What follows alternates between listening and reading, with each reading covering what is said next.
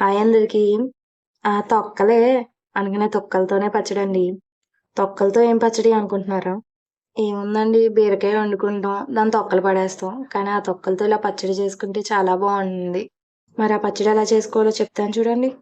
ముందుగా బీరకాయ తొక్కల్ని నీట్గా 2-3 సార్లు కడిగేసి కొంచెం వాటర్ పోసుకుని ఉడకబెట్టుకోవాలి.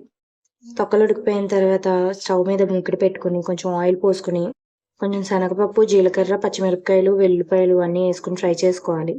పచ్చిమిరపకాయలు అన్నీ ఫ్రై అయిన తర్వాత లాస్ట్లో గుప్పిడు ధనియాలు వేసుకుని ఫ్రై చేసుకోవాలండి. ధనియాలు కూడా ఫ్రై అయిపోయిన తర్వాత తీసేసి పక్కన పెట్టుకుని అదే మూకిట్లో కొంచెం ఆయిల్ పోసుకుని టమాటా వేసుకుని ఫ్రై అవ్వనివ్వాలి. టమాటా మగ్గిన తర్వాత కొత్తిమీర, చింతపండు కూడా వేసుకుని కలిపేసుకుని దింపేసుకోవాలండి.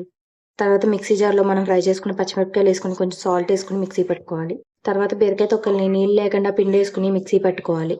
ఇదంతా మిక్సీ పట్టేసిన తర్వాత లాస్ట్లో టమాటా కూడా వేసుకుని మిక్సీ పట్టేసుకుని తాలింపు వేసుకున్నామేనండి. సబ్స్క్రైబ్ చేసుకోండి.